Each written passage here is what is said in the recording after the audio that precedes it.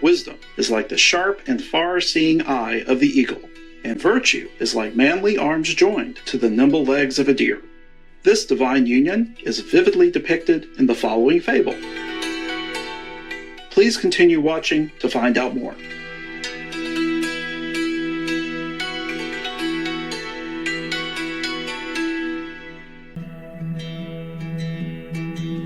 Hryhorii Skovoroda was an 18th century philosopher, poet, and composer of religious music. A number of his songs can be found in his writings, and several of them have been adapted to Ukrainian folk music. Skovoroda's work contributed to the culture of both Russia and Ukraine. He is considered to be one of the key philosophical figures during the transition from the Middle Age to the modern time. His work also revealed a deep belief in godliness and a life of spiritual rather than material value.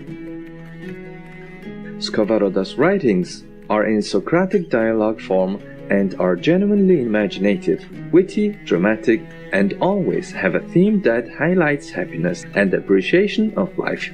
He has been called a Socrates both as a moralist and one whose work is intended to stimulate thought and self-introspection.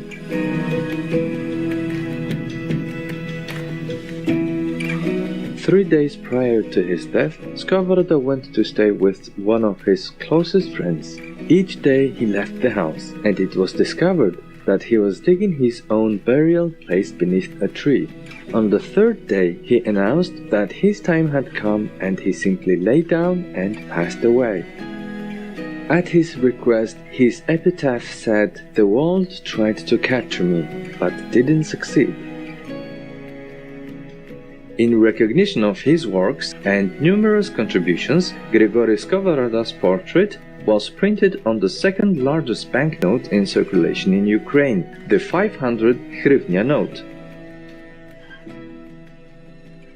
We now share with you excerpts from his writings on a conversation among 5 travelers concerning life's true happiness.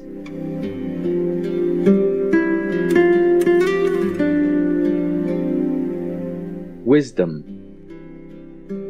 Wisdom is like the sharp and far-seeing eye of the eagle, and virtue is like manly arms joined to the nimble legs of a deer.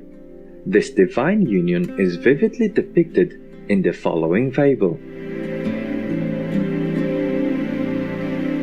A traveler, in passing through many countries and kingdoms, lost his legs. He then thought of returning to his father's house. Supporting himself with his arms and hands, he made his way back, but with enormous labor. Finally, when he had crawled to the top of a mountain from which he could see his father's house, he lost his arms and hands as well. From that spot, his sharp eyes gazed with merry desire across the rivers, forests, and cliffs, across the summits of the pyramid-like mountains at the castle. Gleaming from afar, that was the house of his father and of his whole peace-loving family, the end and crown of all his traveler's labors. But the misfortune was that our seer, having neither arms nor legs, merely tormented himself like the rich man in the gospel story as he looked upon Lazarus. However, glancing back, he unexpectedly glimpsed a strange and pitiful sight. A blind man was stumbling as though he were drunk along the road, listening intently, probing with his cane now to the right, now to the left, and straying off the road. As he came closer, he sighed, "Our days are spent in vanity. O Lord, tell me of your paths. Alas, of my wanderings there is no end." And he spoke other words of this kind to himself, sighing as he repeatedly stumbled and fell. "My friend, I fear that I may frighten you, but who are you?" asked the man of clear vision. "This is the 34th year of my journey, and you are the first to cross my path," answered the man whose eyes were darkened. "My journeying in many parts of the world has turned into exile. The extraordinary heat of the Arabian sun deprived me of my sight, and I am returning blind to my father." "And who is your father?" "He lives in the mountain castle which is called Mirgorod. His name is Uranus, and mine is Doer."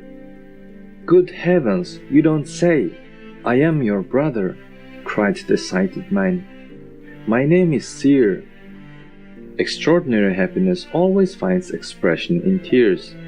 After a copious shedding of tears, the blind man, his eyes still damp, spoke to his brother as follows: "Dearest brother, I have heard about you, and now I see you with the eyes of my heart. Take pity on me, put an end to my sorrows, be my teacher. In truth, labor gladdens me, but this constant stumbling drains away all my strength." "I am sorry," said the man of radiant eye, "that I cannot serve you, my beloved brother. As a traveler, I have traversed the whole circuit of the earth on my own 2 legs. They carried me everywhere without mishap, but the craggy mountains that I encountered on my path took them from me, so that I had to continue my journey on my arms and hands. At this place I have lost them as well. Now I can neither walk nor crawl upon the earth. Many people have wished to employ me, but since I am unable even to crawl, I could be of no use to them." "That is not the end of the matter," said the blind man. "You are a light and precious burden to me. I shall carry you, my treasure, on my back. Let your clear eyes be the eternal masters of my body, and the head to all my members. Put an end to the torment of this primordial darkness that hounds me inhumanly along the empty path of the body's distractions. I am your steed. Mount upon my shoulders and guide me, dearest brother and master." "I shall mount up willingly, my brother, in order to show the truth of the word of God written by the author of Proverbs. Brother helped by brother is like a firm and tall city, strong like a well-founded kingdom. Now, look at God's wondrous work. 2 men are made one. One traveler is created from 2 kindred souls, without any fusion of the 2, but also without division into each other's servants.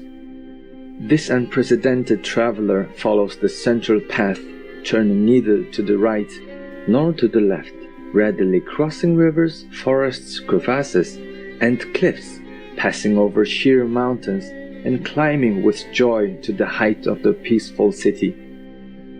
There he is, surrounded by radiant and fragrant air, an orderly crowd of inhabitants, breathing peace and love and clapping their hands, await him at the gate.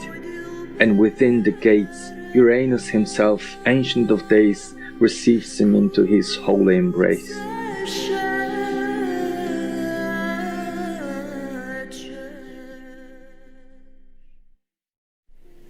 Nature and happiness.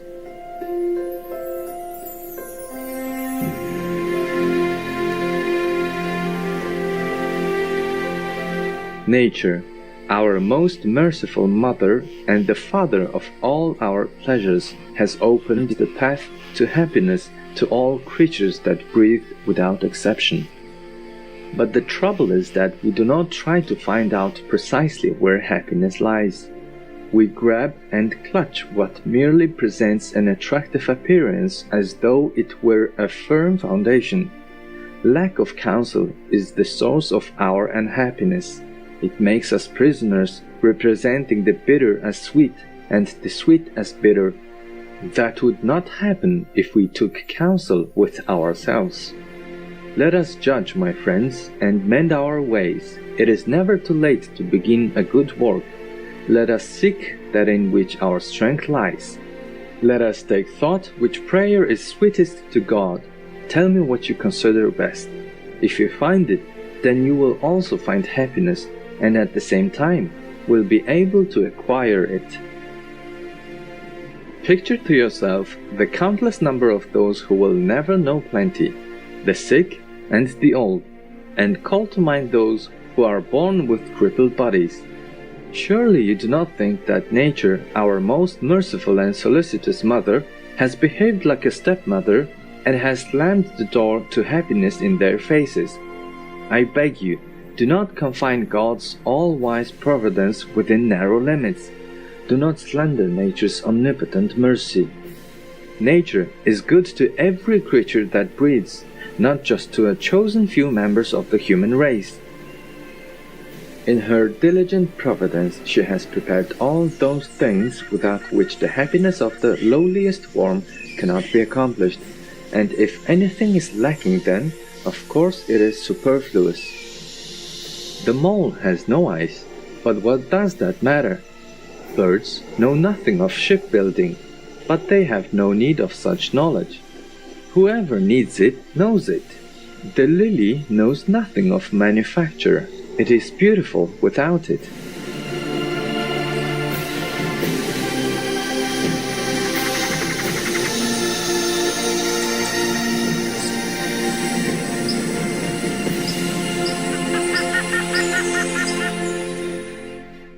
Gracious viewers, thank you for your company on today's excerpts from A Conversation Among 5 Travelers Concerning Life's True Happiness by Hryhorii Skovoroda, vegetarian, on Words of Wisdom.